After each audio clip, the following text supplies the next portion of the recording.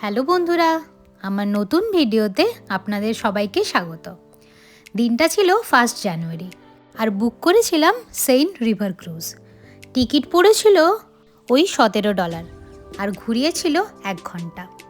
তবে বিভিন্ন রকমের ক্রুজ বুক করা যায়। অনেক ক্রুজে ডিনারের অপশন থাকে, অনেক ক্রুজ আবার 3-4 ঘন্টারও হয়।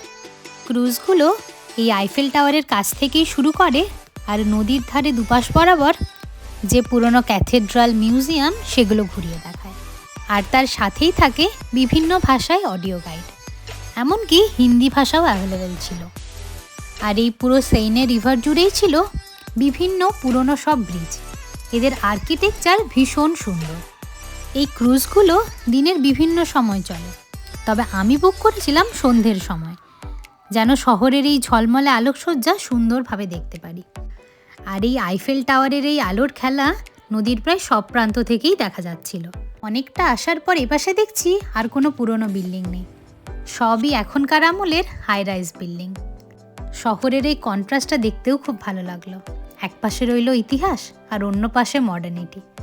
এইসব দেখতে দেখতে কখন যে 1 ঘন্টা পের করে ফেললাম তা বোঝাই গেল না।